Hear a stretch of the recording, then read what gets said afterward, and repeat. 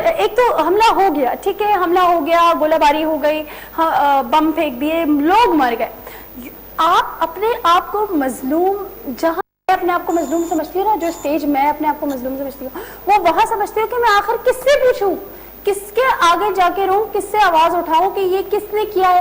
اور کوئی ادارہ نہیں ہے ایسا کہ جو جواب دے ہو کہ نہیں, کوئی جسٹیفیکیشن ہی نہیں ہے, کوئی بات ہی نہیں ہے, آپ ان پہ کیس نہیں کر سکتے. کیا یہ کس طرح, کب تک ہوگا یہ؟ اچھا دیکھیے, مر جانا بہت آسان کام ہے. اگر آپ کو گولی لگ جائے یا پانی میں آپ ڈوب جائیں, بہت آسانی سے آدمی مر جاتا ہے. میں نے خود ایک نیئر ڈیتھ ایکسپیرینس کیا پانی کا. بہت ایزیلی مرتے ہیں لوگ, کوئی مشکل نہیں ہوتا. لیکن یہ جو خوف ہے مرنے کا, وہ بہت ہی زیادہ تکلیف دہ ہوتا ہے. کہ اگر آپ ایک علاقے میں رہ رہے ہیں, آپ کو کوئی پتہ نہیں کہ کب کہاں سے ایک ڈرون آ کے آپ کے گھر پہ لگ جائے گا. کیونکہ فار انسٹنس آپ کا اس سے کوئی تعلق نہیں, لیکن ایک کوئی بھی جا رہا تھا جس کو وہ مارنا چاہ رہے تھے, اس کو انہوں نے مارا, بجائے وہ آپ کے گھر پہ لگ گیا, آپ مر گئے. یہ مسلسل تشویش اور خوف میں رہنا جو ہے نا, یہ مرنے سے بھی برا ہے, میں کہتا ہوں. اچھا, آپ نے جو بات کی کہ بھائی کون اس کی اجازت دے رہا ہے, کیا کر رہا ہے, آپ کو کچھ دن پہلے اے پی سی ہوا, اس پہ آپ نے دیکھا, یہ بات ہم نے پوائنٹ آؤٹ کی تھی اسی پروگرام میں بہت ہی کلیئر کٹ, کہ پلیز ذرا سے اے پی سی پہ جو اتنا وہ ہو رہا تھا, ایفوریا ہو رہا تھا کہ جی اے پی سی ہو گیا, یہ ہو گیا. اے پی سی پہ کلیئر کٹ آپ نے ایک بات کہہ دی امریکہ والوں کو کہ پلیز آپ اپنے فوج لے کے اندر نہ آئیں, آپ کوئی جہاز لے کے اندر نہیں آئے, آپ کوئی ہیلی کاپٹر لے کے نہیں آئے, آئیں گے تو بہت بڑا مسئلہ ہو جائے گا. لیکن آپ جتنی مرضی چاہیں ڈرون ماریں, جتنی مرضی آپ میزائل ماریں, ہمیں کوئی اعتراض نہیں ہے. اور ہم نے اسی وقت کہہ دیا تھا کہ اب یہ آپشن یہ بہت زیادہ تیزی سے استعمال ہوگا, اور یہ ہو رہا ہے. میں ایز اے اینالسٹ ایک بات یہ کہتا ہوں کہ ان جو حالات ہم نے پیدا کر لیے, اور جس طرح کی بلڈ اپ اس وقت امریکہ کے ڈیفنس انڈسٹری کر رہی ہے, اور جو کوشش کر رہی ہے, ڈیفنس انڈسٹری کی اس وقت پوری کوشش ہے کہ کہیں نہ کہیں دنیا میں ایک جنگ چھیڑی جائے, اور وہ پوری کوشش کر رہے ہیں کہ یہ جنگ پاکستان پہ مسلط کی جائے. ان کا خیال ہے کہ پچھلے 10-12 سال میں جو کچھ ہوا 9/11 اور یہ وہ, اس کے بعد پاکستان پہ اٹیک کرنا ان کا جسٹیفائڈ ہے. وہ یہ چاہتے ہیں کہ ان کے ہتھیار جو ہیں وہ جائیں اور نئے ہتھیار پھر سے بننا شروع ہو, تاکہ ان کا کاروبار چلے. ان حالات میں جو کچھ ہو سکتا تھا, مثال کے طور پہ اگر امریکہ کہتا کہ نہیں جی ہم تو اٹیک کرتے ہیں, اور ہم لوگ اس کو ریزسٹ کرتے, ایک بڑا وار چھڑ جاتا. یا اگر وہ جہاز لے کر آئے, ہیلی کاپٹر لے کر آئے, ہم ان کو توڑنے کی مارنے کی کوشش کریں, وہاں بھی بڑی جنگ چھڑ سکتی تھی. تو میرا اپنا خیال ہے, حالانکہ یہ بہت ہی تکلیف دہ سچویشن ہے, لیکن بہت سارے جو اور آپشنز تھے اس کے مقابلے میں پھر بھی یہ کم خطرناک ہے. کم سے کم پاکستان گورنمنٹ اور امریکہ یا ویسٹ, ہم لوگ ابھی تک لڑائی میں ڈائریکٹلی نہیں شامل ہوئے. ڈرون اٹیکس ہو رہے ہیں, اور گورنمنٹ نے بھی شاید یہی سوچتے ہوئے اے پی سی میں جہاں عمران خان بیٹھے ہوئے تھے, جہاں نواز شریف بیٹھے ہوئے تھے, جہاں MQM بیٹھی ہوئی تھی, یہ بات پہ بالکل کلیئر کٹ اتفاق ہوا کہ ہم ڈرون کو نہیں روکیں گے, کیونکہ کوئی ذکر ڈرون کا نہیں آیا. حالانکہ عمران خان کا آپ پرسنلی دیکھیں, کہاں تھے نہیں عمران خان کا اگر پرسنلی دیکھیں تو انہوں نے تحریک انصاف کو لے کر کراچی میں بہت سارے ایسے مظاہرے کیے, کیوں نہیں اس دن انہوں نے اس پہ بات کی, جب انہوں نے کہا کہ فوج نہیں اترے گی تو یہ بھی لکھتے کہ ڈرون اٹیک نہیں ہوگا. پھر امریکہ کی حکومت نے فوراً یہ اعلان بھی کر دیا ہے, ابھی ریسنٹ جو اعلان کیا ہے وہ یہ کیا ہے کہ جی ایک کمانڈر مارا گیا ہے, وہ تسلی دینے کے لیے کہ دیکھو ہمارے ڈرون حملے ضائع نہیں جا رہے, اس میں کمانڈر مارا گیا ہے. مگر کون سا کمانڈر؟ آپ کسی بھی ایک عام بندے کو کمانڈر ڈکلیئر کر دے تو وہ کمانڈر بن جائے گا؟ کوئی ثبوت, کوئی شواہد, کوئی حقائق کچھ تو ہو. آپ امریکہ خود جائیں, اگر آپ بذات خود جائیں امریکہ, تو ان کے جو لا کا رولز اینڈ لا کا ریگولیشن ہے وہ اتنا ہائی ہے, اتنا اسٹرانگ ہے, اتنا سب کچھ. تو پاکستان کہیں ایگزسٹ نہیں کرتا لا کے معاملے میں. آپ نے عدلیہ کو آزاد کر دیا, آپ نے لوگوں کو سوچ اور شعور کے ساتھ اوپن میڈیا کر دیا کہ آپ اوپنلی میڈیا میں کچھ بھی کر سکتے, کہہ سکتے ہیں. مگر ایسے کہنے کرنے کا کیا فائدہ, ایسے آزاد عدلیہ کا کیا فائدہ جب ہم اپنے مظلوم بہن بھائیوں کو اس ڈرون حملے کی نحوست سے نہیں بچا پا رہے, ہم دن رات ایک کر کے بھی نہیں بچا پا رہے. ہم پولیٹیشنز کے سامنے بھیک مانگنے کو بھی تیار ہیں کہ خدا را اس کو کسی طرح ختم کر دیں. یہ انسانیت کے شدید خلاف ہے. میرے سمجھ نہیں آ رہا کہ یونائٹڈ نیشنز کہاں ہے, کہاں اسٹینڈ کر رہا ہے. اگر ان کے ملک کا کوئی ایک کتا بھی مر جاتا تو یہاں پہ اس کے رائٹس لینے کے لیے پہنچ جاتے ہیں کہ جی ہمارا یہ کتا آپ لوگوں کے خراب آلودگی اور گندے ماحول کی وجہ سے مر گیا ہے. لیکن ہمارے یہاں جانوں کا کوئی پوچھنے والا نہیں ہے, جو اس طرح سے جانیں ہماری جا رہی ہیں. مجھے بہت حیرانگی ہے, اور خدا نہ خواستہ یہ جو چیزیں ہیں یہ کہیں ریولوشنری سٹیپ نہ بن جائے. خدا نہ خواستہ اس لیے کہہ رہی ہوں کہ کیونکہ پاکستان اس وقت ڈی اسٹیبلائزیشن کسی صورت برداشت نہیں کر سکتا, مگر یہ ساری چیزیں مل کر ہماری جو ینگ جنریشن ہے اس کو ہمت دے رہی ہے مزید کہ آگے بڑھو اور لڑو اپنے رائٹ. دیکھو یہ آج ہو رہا ہے وزیرستان کے ساتھ, کل کو یہ ہمارے اوپر بھی ہوگا. یہ اس بات سے کوئی بعید نہیں کہ کراچی کے اوپر اگر ڈرون حملے ہونے لگ جائیں ہمیں کون پوچھنے والا ہے. بالکل ہو سکتا ہے, کیوں نہیں ہو جس سکتا. طرح پہ لیاری ہمارا ایک افیکٹو ایریا ہو گیا تھا, نوگو ایریا لیاری ہو گیا تھا, کٹی پہاڑی ہو گیا تھا, وہ بھی تو کراچی کا ہی حصہ تھا. وہاں جانا ہمارے لیے بند ہو گیا تھا, وہاں ہم نہیں اب بھی نہیں جا سکتے. اب بھی بہت سوچ سمجھ کے وتھ سیکیورٹی اینڈ آل آپ وہاں جا سکتے ہیں. جیسے ہم طارق روڈ وزٹ کرتے ہیں, ڈیفینس وزٹ کرتے ہیں. لیاری وہ ایسا ایریا نہیں ہے, وہ نو گو ایریا ہے. تو ہم زیادہ دور نہیں ہیں.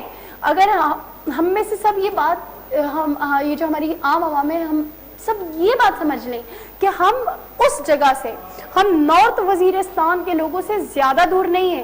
جو آج ان کے ساتھ ہو رہا ہے کل ہمارے ساتھ ہوگا. کرزئی صاحب نے بہت کوشش بھی کی ہے کہ سیٹلائٹ ٹاؤن جو کہ ایک ڈیولپ ایریا ہے کوئٹہ کا, وہاں پہ بھی انہوں نے کچھ شواہد اور یونائٹڈ نیشنز کو بھی پیش کیے, امریکہ کو بھی دیے, پاکستان کو بھی بولا کہ میں نے بھیج دیے, لیکن پاکستان والے ایگری نہیں کر رہے کہ ہمیں کوئی ایسے شواہد اور فوٹوز اور پتے ملے ہیں.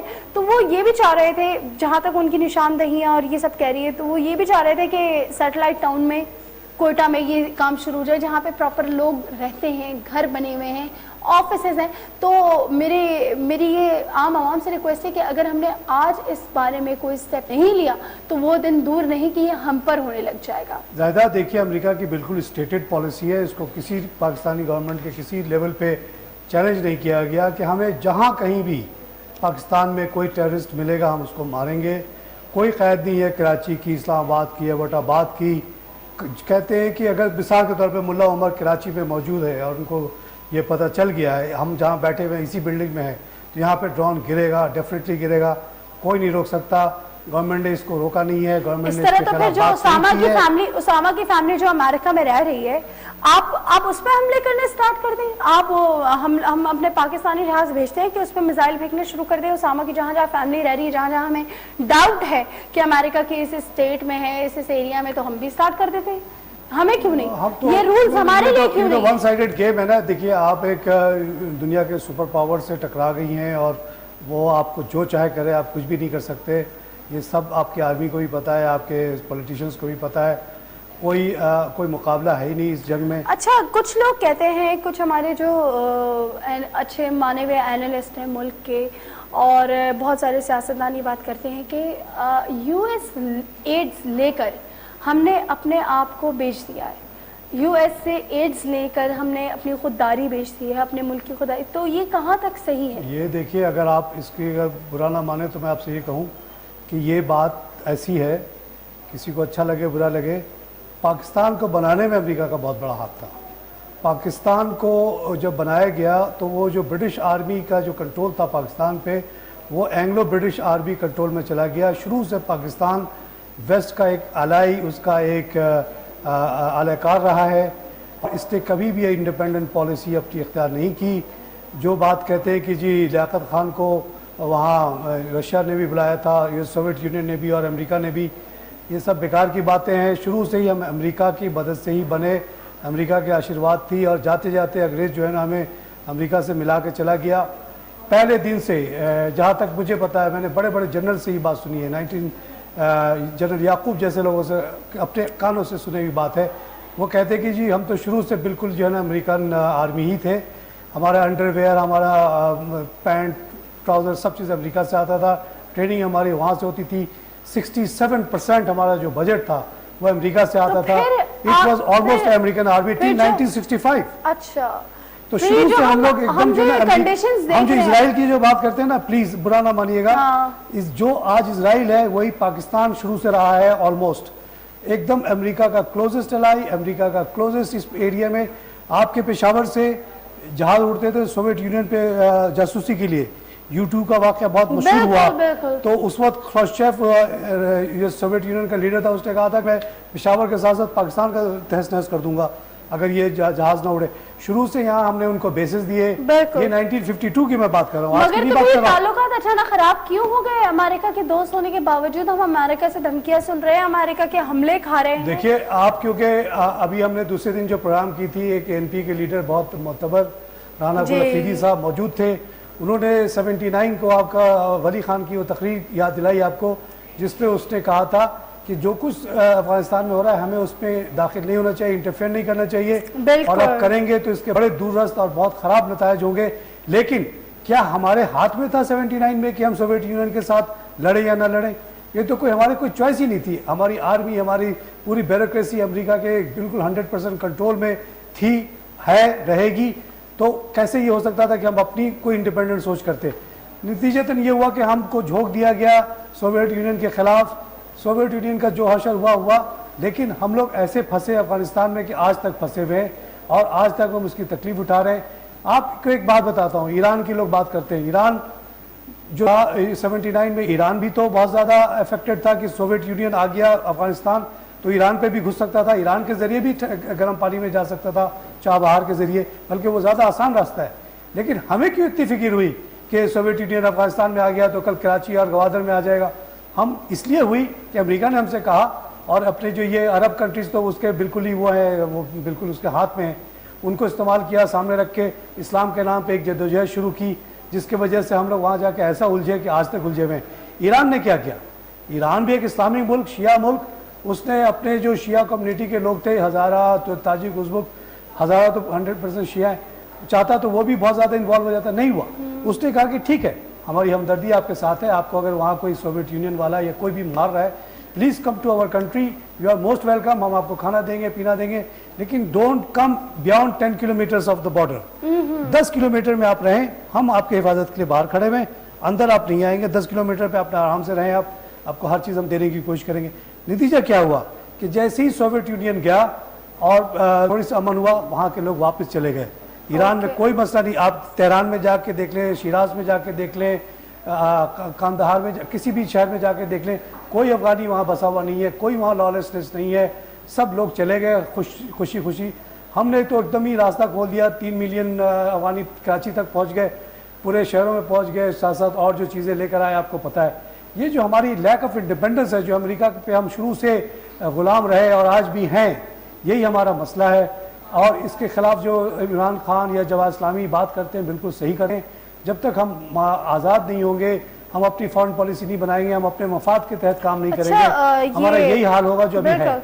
ये साथ साथ में एक और बात कहती चलूँ कि नवाज शरीफ साहब जो किरदार कर रहे हैं बीच में, ये मेरे समझ से बिल्कुल बाहर है। अभी नवाज शरीफ साहब का इस टॉपिक से हट के ड्रॉन हमलों के बाद मैं ये दूसरा एक नया टॉपिक आपके ज़ेर बहस लाना चाह रही हूँ कि नवाज शरीफ साहब आखिर चाह क्या रहे हैं। इधर हुकूमत ने अभी स्टेबल किया, लोगों को काम डाउन किया कि बिजली का मसला हल होगा, बिजली का ये, और मेरे ख्याल से सूरत हाल काफ़ी बेहतर भी हो गई है। बिजली घरों में आ रही है, हम लोग एंजॉय कर रहे हैं बिजली को, और कुछ बेहतर हो गया है। जो हालात चल रहे थे रेगुलरली काफ़ी सालों से, इस साल की बात नहीं कर रही, काफ़ी सालों से जो बिजली के हालात चल रहे थे उसमें बहुत कमी आई है।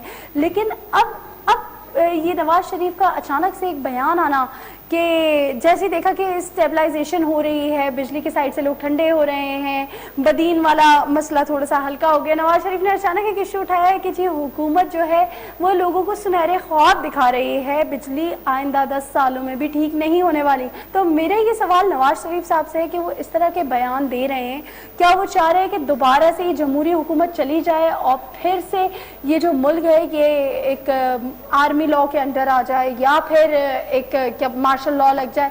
नवाज शरीफ साहब के बयान जो है लोगों को इसी तरफ जोश दिलवा के ले जा रहे हैं। मैं इस पर मजीद बात करूंगी, मगर इससे पहले मैं आपको अपना ईमेल आईडी बताना चाहूंगी, zahida@indus.tv। हमें आपकी ईमेल का शदीद इंतजार रहेगा। चलते हैं छोटी सी ब्रेक की तरफ। ब्रेक में कहीं जाइएगा नहीं, वापस आइएगा, क्योंकि हम बात करेंगे नून लीग के नवाज शरीफ से मुतालिक कि आखिर वो इस मुल्क की आवाम से चाहते क्या हैं।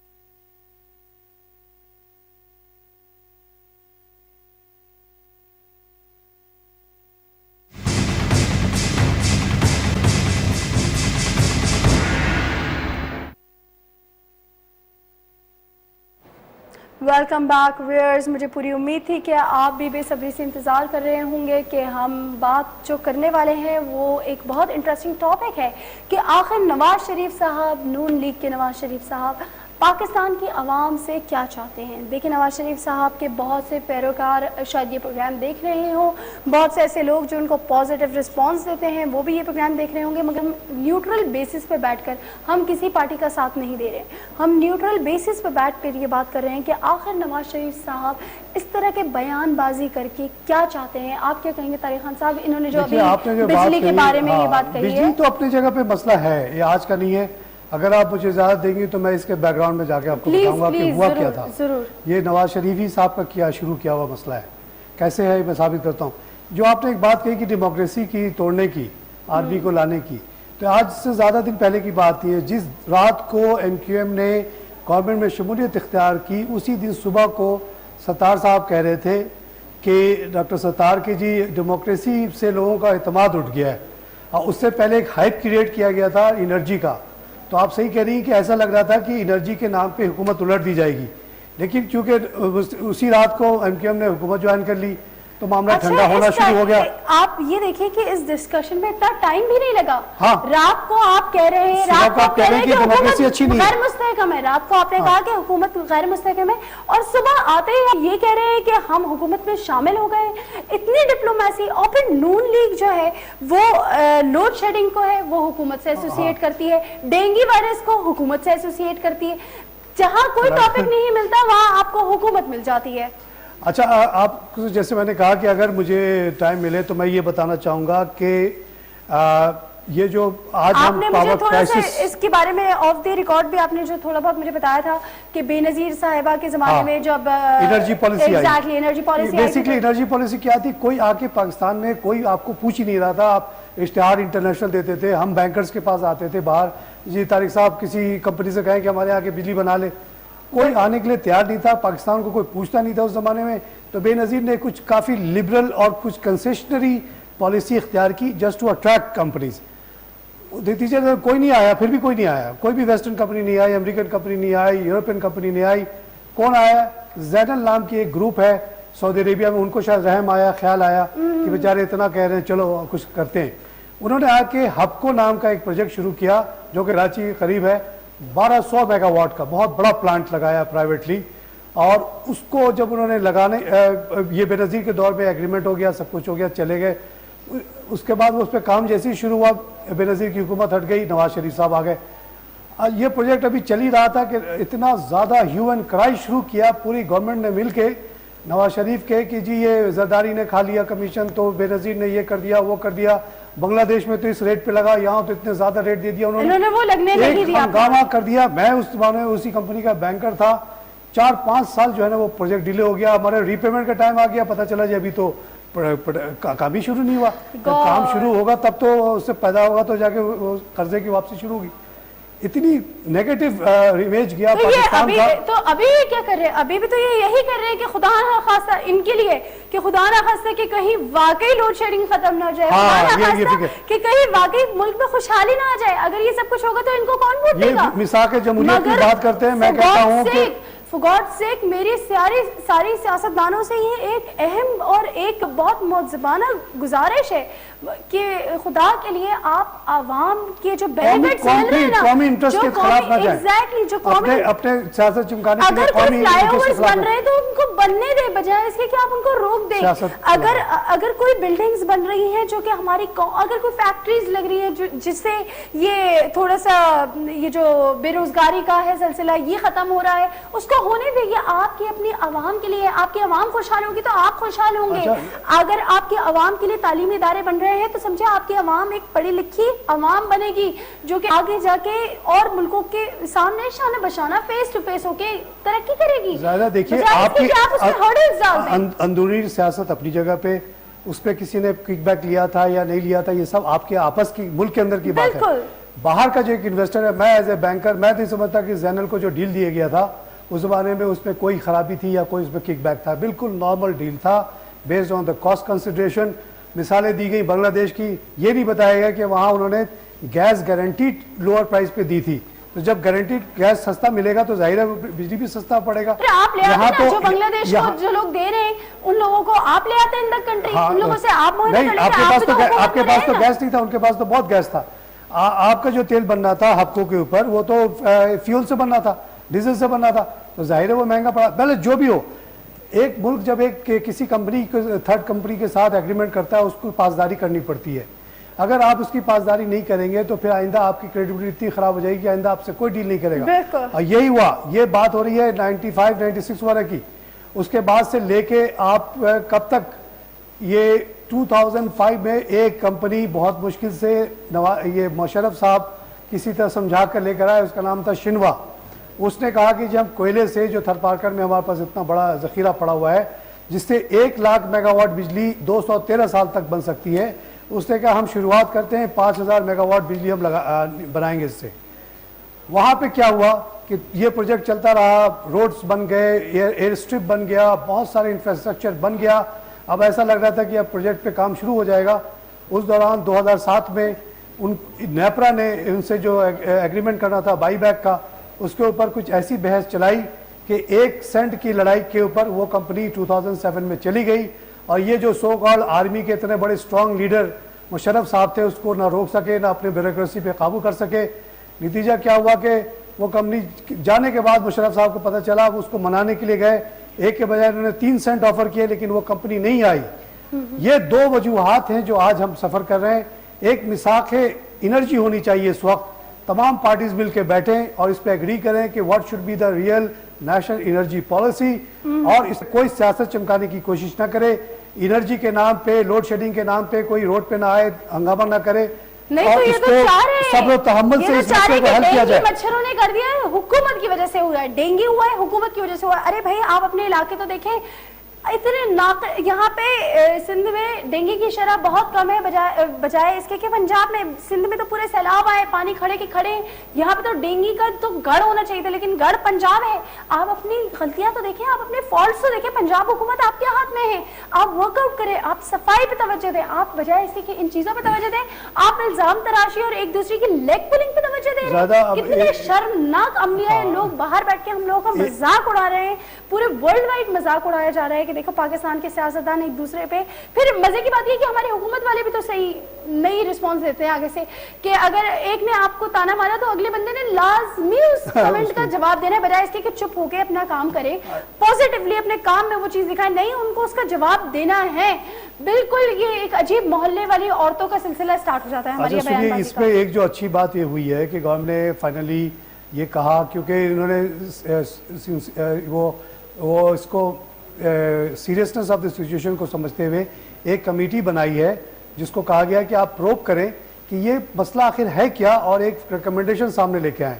تو اس سلسلے میں یہ کہنا چاہتا ہوں کہ آپ کے آگہی کے پروگرام میں ہم 3-4 دفعہ اس ایشو کو ڈسکس کر چکے ہیں, مختلف انٹرنیشنل ایکسپیرینس کے بیس پہ سجیشن ہم دے چکے ہیں. اگر آپ چاہیں تو ہم اس کو ابھی دہرا دیتے ہیں, اس کمیٹی کے حوالے کرتے ہیں. میرا پہلا سجیشن یہ ہے کہ پہلے تو ایک میثاق جمہوریت ہو, میثاق جمہوریت کے طرز کی ایک میثاق انرجی ہو جس میں نواز شریف صاحب آ کے خود اس بات کو تسلیم کرے کہ جو بے نظیر کی حکومت ہٹانے کے بعد انہوں نے حقوں کے ساتھ کیا وہ انہوں نے بہت بڑی غلطی کی, اس پہ سیاست کی. سیاست نہیں کریں گے آئندہ جو ہے نا اس معاملے میں سیاست نہیں ہوگی, صرف نیشنل انٹرسٹ دیکھا جائے گا. کوئی بھی حکومت کرے اس کو پالیسی کو کنٹینیو کیا جائے گا. اول تو یہ بات ہے. دوسری بات یہ ہم اس کو فالو کرنا اسٹارٹ کریں, اگر ہم اس کو نچلے بیسس سے فالو کرنا اسٹارٹ کریں, جو ہمارے اور لوگ ہیں, جو ہمارے پولیٹیشنز ہیں, وہ اس کو فالو کرنا اسٹارٹ کریں تو چیزیں کنڈیشنز بہت بہتر ہو سکتی ہیں. جو ابھی اس وقت حالات چل رہے ہیں پریزنٹلی یہ بہت بہتر ہو سکتے ہیں, مگر اگر اس پہ کنسیڈر کیا جائے. ہمارے جو ملک ہے, ہمارا جو نیشن ہے, اس کے پاس بہت سارے ایسے کوسچنز ہیں, بہت سارے ایسے سوال ہیں, بہت سارے ایسے علمی ہیں جو سالو ہونے ہیں, بجائے اس کے کہ ایک نجی لیول پہ ہم ایک دوسرے پہ ٹون اور الزام تراشی. یہ سب لانگ ٹرم چیزیں ہیں, 30 سال 40 سال لگتے ہیں یہ سب کو کرنے میں. لیکن اس کا سٹارٹ تو کہیں نہ کہیں سے ہونا چاہیے نا. ہر حکومت کو گرانے کے بعد اگر آپ پالیسی کو ریورس کر دیں گے اور پوری دنیا بھر کے کمٹمنٹ جو آپ نے کیے اس کو توڑ دیں گے تو بڑا مشکل ہوگا. ایک اور چیز جو میں چاہتا ہوں ہم کے لیے اور ہمیشہ کے لیے یہ نصیحت ہو جائے کہ ایک کمیشن بٹھائی جائے اور یہ پتہ کیا جائے کہ شنوا نام کی کمپنی کو کس نے بھگایا تھا. جو بھی اس میں پایا جائے اس کا ذمہ دار, اس کو سخت سزا دینی چاہیے تاکہ آئندہ اس طرح کی کسی کمپنی کے ساتھ کوئی اس طرح کی برتاؤ نہ کرے. اس کے بعد اب اگر جو آپ سجیشنز کی بات کریں, یہ دو چیز ہونے کے بعد سجیشنز بہت سارے ہیں. ہم نے بار بار یہ کہا ہے کہ بہت بڑی عزاداریاں لائک پیپکو 15 کروڑ کے اوپر, کراچی 2 کروڑ کے اوپر, آپ پیپکو کے بارے میں انہوں نے کہا کہ پیپکو کو توڑ ہیں, لیکن ابھی وہ بات کریں 6-7 کمپنیوں کی. 6-7 کمپنیوں سے کام نہیں ہوگا. پورے پاکستان میں 100 it is a good start. Let's accept کہ کوئی بھی 20 سے لے کے 30 لاکھ کے صارفین سے زیادہ پہ آپ کسی کو اور مزے کی بات یہ کہ آپ ٹونٹ کر دیتے ہیں. میں نون لیگ سے نواز شریف صاحب کے اوپر دوبارہ یہ بات کہوں گی کہ آپ ٹونٹ کر دیتے ہیں مگر سلیوشن نہیں دیتے. ڈینگی کا کیا سلیوشن ہے آپ بتائیں. ٹھیک ہے, ہماری حکومت کو چاہیے کہ نواز شریف صاحب سے یہ سوال کرے کہ ڈینگی اگر حکومت کی وجہ سے ہوا, ٹھیک ہے ہم ہاتھ اٹھا دیتے ہیں, آپ بتائیں ڈینگی کا کیا سلیوشن. دیکھیے اس سلسلے بدین میں جو سیلاب آیا ہم ہاتھ اٹھا دیتے ہیں, آپ بتائیں کہ سیلاب سے بچنے کا کیا سلیوشن. ہم نے اس پہ ایک بات کہی تھی, پورے دنیا میں کوئی نئی چیز نہیں ہے, یہ سب لنڈن ہی میں زیادہ تر وقت گزارتے ہیں. جو سونامی آیا ہے وہ بھی ہماری پاکستان کی حکومت کی وجہ سے آیا ہے میرے خیال سے. نواز شریف کا بس چلے تو سونامی اور یہ جو ارتھ کوئکس وغیرہ ہے اس کا بھی الزام یہ حکومت. اگر ان کے پاس کوئی سولوشن ہے, یہ ایک پرماننٹ اپنی کیبنٹ بنایا جس کو شیڈو کیبنٹ کہا جاتا ہے. ہر جو پیپلز پارٹی کے یا ان کی کولیشن کی جو منسٹر بیٹھے ہوئے اسی طرز کا نواز شریف یا اور جو لوگ اپوزیشن میں بیٹھے ہیں وہ اپنا ایک بنائے اور ہر مسئلے کا ایک اپنا سولوشن بتائیں کہ اگر ہم حکومت میں ہوتے تو کیا ہوتا, تاکہ عوام کو کلیئر کٹ چوائس ملے کہ یہ جو پالیسی پسند آئے اس کے ہم حکومت میں ہوتے ہیں بھی رہنے دیں. آپ ایک اچھے انسان, آپ کے پاس کتنے لیگل ایڈوائزرز ہیں, اتنی پوسٹیں ہوتی ہیں لوگوں کی, فلانا کا یہ ایڈوائزر ہے, فلانا کا یہ, آپ کے پاس ایڈوائزرز ہیں, ہاں آپ کے پاس اینالسٹ بیٹھے ہوئے ہیں, آپ کے پاس ایڈوائزرز بیٹھے ہوئے ہیں, آپ سب کو ملا کے بیٹھے ہیں.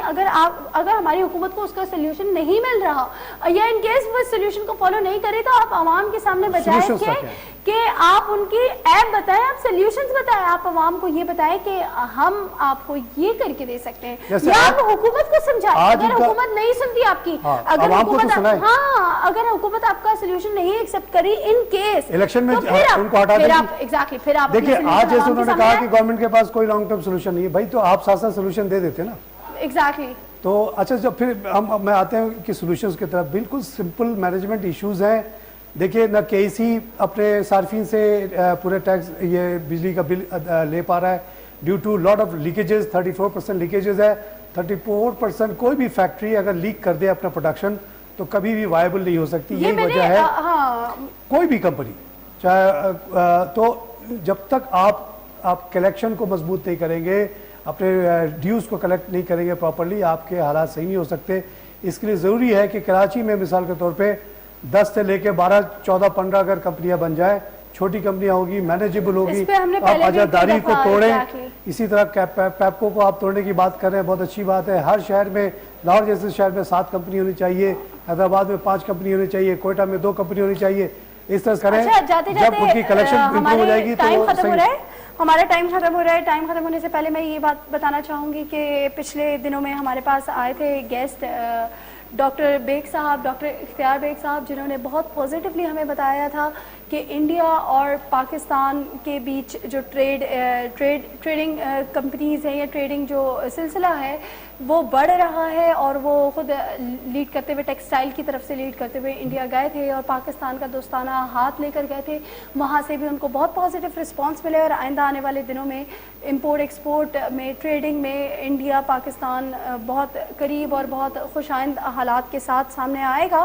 اور پاکستان نے ایک اور فیصلہ کیا ہے کہ انڈیا کو فیوریٹ نیشن دینے کا اعزاز کیا ہے, لیکن اس پہ بھی ابھی سے مخالفت سٹارٹ ہو گئی. جو بھی میں پھر یہ کہوں گی کہ ہماری عام عوام بہت معصوم ہے. اس عام عوام کو یہ نہیں پتا کہ انڈیا ہمارا دشمن نہیں ہے, لوگ اس کو ہمارا دشمن بنا رہے ہیں. اگر آپ اپنے پڑوسیوں سے ہی دشمنیاں مول لے لیں تو پھر آپ کیسے کامیاب ہوں گے؟ آپ اپنے مذہب ہی کو نہیں فالو کریں. ہمارے مذہب میں ہی ہمارے پڑوسیوں سے اچھا ریلیشن, اسٹرانگ ریلیشن رکھنے کی تاکید کی ہے. اگر آپ اسی کو فالو نہیں کریں اور آپ کچھ سیاستدان اور کچھ مفاد پسند لوگوں کی باتوں میں آ کر اس احتجاج میں ساتھ دیں, انڈیا کو ہمارا دشمن ڈکلیئر کر دیں, تو میرے خیال سے ہمارا آگے بڑھنا بہت مشکل ہے. سر آپ اس بارے میں کچھ 1-2 لائنز پلیز کہہ دیں کیونکہ وقت ہمارا ختم ہو رہا ہے. یہ جو ابھی گورنمنٹ نے بڑی ہمت سے کام لیا ہے اور ساتھ ساتھ ویزا کو ریلیکس کرنے کی ایگریمنٹ ہو گیا کل, جس میں ملٹیپل ویزا ملا کرے گا بزنس مینس کو Okay. اور وہ آئیں گے جائیں گے اور کوئی 3 جگہ وزٹ کرنے کی وہ نہیں پابندی ختم نہیں ہو ہوگا. جائے Overall یہ مرزا صاحب نے ہمیں اپنے مرزا program صاحب میں نے یہ exactly بہت مرزا اچھے صاحب سے کی جو بتایا تھا. کمیٹی گئی تھی اس نے بہت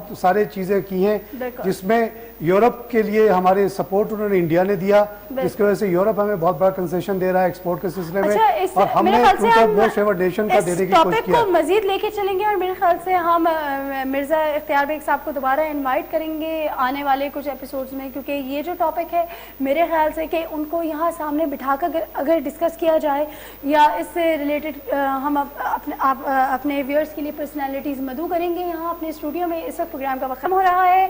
ای میل آئی ڈی نوٹ کر لیجیے zahida@indus.tv. I repeat it, zahida@indus.tv. ہمیں آپ کی تجویز اور رائے کا انتظار رہے گا. اگر کوئی ایسی باتیں ہیں جو آپ ہم سے شیئر کرنا چاہیں تو پلیز ہمیں فوراً سینڈ کیجیے. اسی کے ساتھ میں آپ لوگوں سے اور میرے کو ہوسٹ طارق خان صاحب آپ سے اجازت چاہیں گے. اللہ حافظ.